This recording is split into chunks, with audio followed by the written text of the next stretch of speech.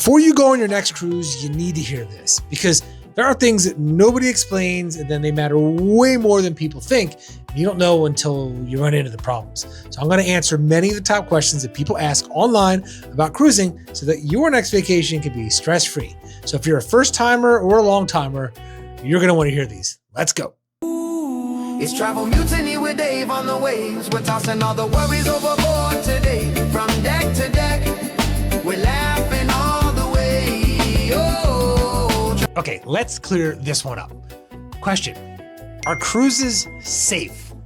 And that's going to be an answer that a lot of people are going to have a debate about. Are they safe? And I say yes, cruises are extremely, extremely safe.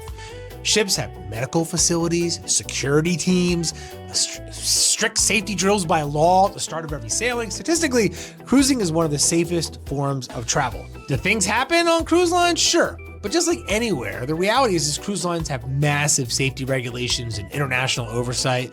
And most of what people see online are rare incidents amplified by social media. There's just a ton of people on cruise ships in general, so stuff happens. For the average traveler, cruising is very safe, especially if you use common sense like you would anywhere else. But if you're at like a big resort, same stats, right? So yes, cruising is super safe. It's safer. I mean, as far as getting somewhere and getting back safely, it's really safe. Comment below if you've had an incident where it kind of rethought how safe cruising was and like your security actually felt threatened. I'd love to hear some of those stories. I've never really had that. I've had where people get like out of control, but I'd like to hear maybe your wildest stories. Put it in the comments. Okay, so let's talk about excursions. The question is should you book shore excursions through the cruise line? And the answer is, it depends on how comfortable you are planning things yourself. Booking through the cruise line is easier and safer in one big way. If the tour runs late, the ship waits for you. They just wait. If you booked it offline, they're not waiting. So that's what the problem with booking independently is. Sometimes delays happen and then the ship can leave without you, but it's super rare. Usually you're too drunk or something and you get back late. That's the trade-off. Independent tours are usually a lot cheaper and sometimes smaller and more personal. Cruise line excursions are convenient, they're lower stress, so they cost a lot more money. If it's your first cruise, I'd say book through the ship at least once and see how it is and see how it works. After that, you can branch out and see if you can save some money. There's a lot of good things off the ship. If you're adventurous, don't book with the cruise line. I actually put a thing together that searches what are the most popular Viator and other tour companies compared to the cruise price line. And it's something you can decide like, hey, I'm gonna book through a company. It's just not the cruise line, but it's like a formal company, and see how much money I can save. And it kind of compares the price. And it also says this ship and this itinerary, this is what most people book. These are how popular they are. So you can see what other people book time and time again. And it's usually those are the best tours that people recommend. And so you can look at the reviews. So if there is a link in the comments, if I don't have it there, then I didn't put the link up yet. But it's a free tool I put together because these are the things I look into and I figure you want to know what I want to know. So check it out. It makes booking tours a lot easier and takes all the thinking out of it. People get nervous about this one for really no reason. Question: is cruising safe for solo travelers? The answer is yes. Cruises are actually one of the easiest vacations to take solo. I do it all the time.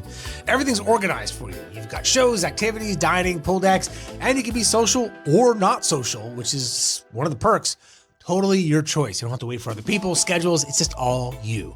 Some ships even have solo cabins and meetups for solo travelers. I haven't done one of those yet, but I want to. Looking at you, cruise lines. The staff is used to people cruising alone, so it's not weird at all. I've met plenty of solo cruisers who say their favorite way to travel because you're never really alone unless you want to be. It's structured freedom. And at dining, like sometimes they'll put somebody next to you. They want to be chatty or not like at the same table anymore, but like next to you. And you meet somebody and then maybe you guys become pals or friends or whatever it is, you have a good time. You get to choose. Is it you time or is it everybody else time? I love it.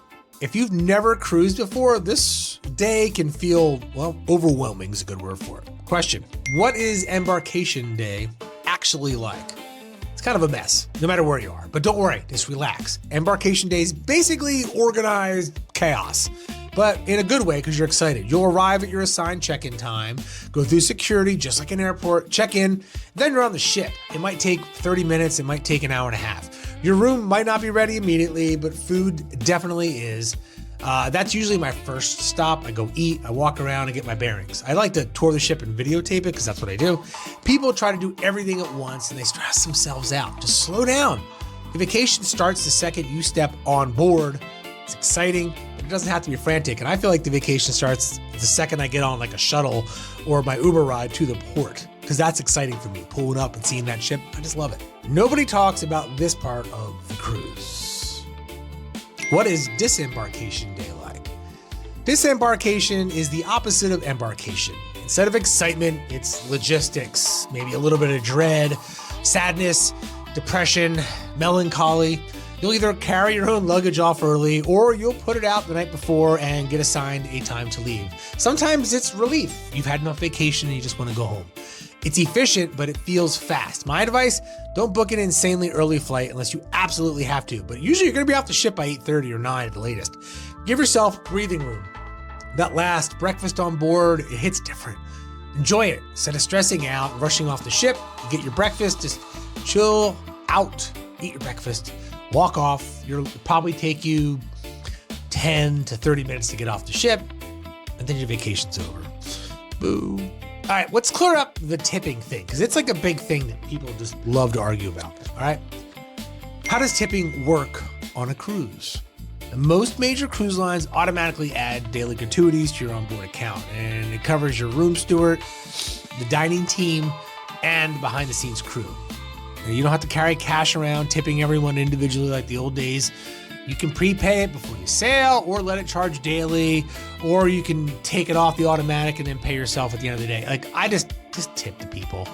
If someone goes above and beyond, you can always give extra, but you don't need to stress about who and tip and when. It's already structured in.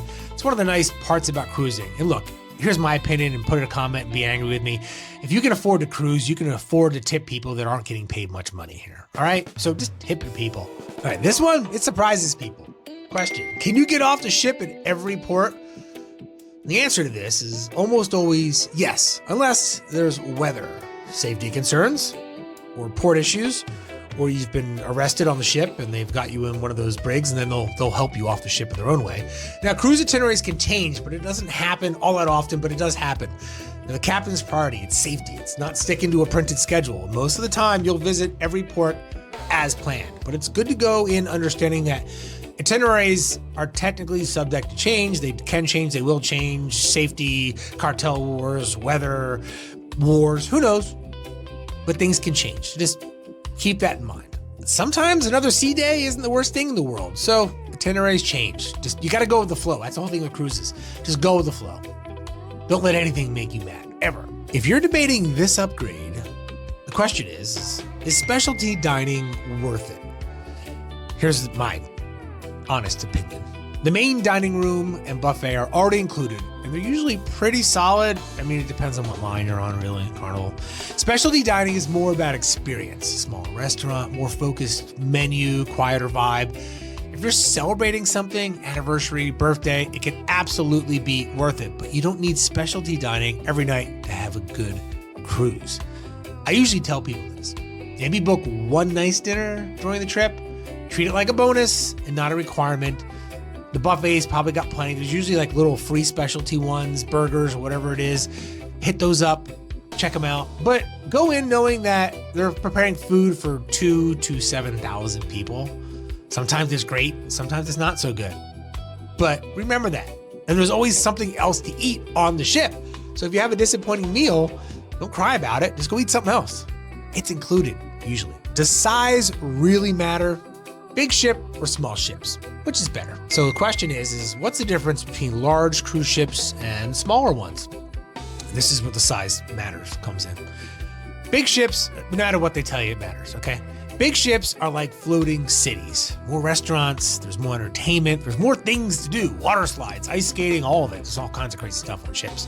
Smaller ships are more relaxed generally, fewer crowds unless it's a booze cruise, easy to navigate, often better access to like unique ports that big ships can't reach. And those are like for the luxury ships.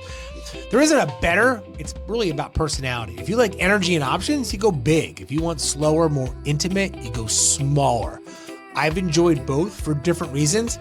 I kind of like big ships because I can really get lost on them and you need like a week to explore the whole thing, and exploring is one of my favorite things to do. Parents, they always ask me this one.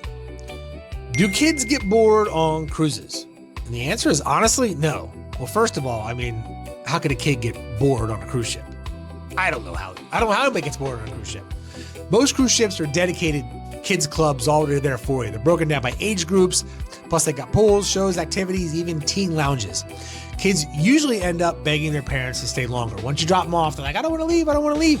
It's one of the easiest family vacations there are because there's something happening all the time, everywhere on the ship. And parents, you get a break too. That's like the part that people don't talk about enough is like, the kids end up, they don't want to leave. They're just out there having fun the whole time. So yes, there's something to do for everybody on a cruise ship from 80 to 2 years old. Okay, here's the simplest cruise advice that I can give you. Question: what's the biggest mistake first-time cruisers make? The answer is going to be this. It's over-planning and overspending. People try to book every excursion, every restaurant, every package, and they forget the cruise itself is already packed with stuff to do. The base experience is really strong. It's really strong. Start simple, explore the ship, enjoy what's included, and then layer things in if you want. Cruising is supposed to be easy, and the more you try to micromanage it, the less relaxing it becomes for you and everyone around you. Because if you're like, I gotta do this, and this at this time, is that a vacation or is that just you bringing your work life and the hectic part of everything that you took the cruise to get away from with you? And when it follows you, it leaves a trail behind you of this icky stuff that's kind of lame and then it makes other people grumpy. And you know when all that stuff on the cruise ship goes bad and sour because there's people on there?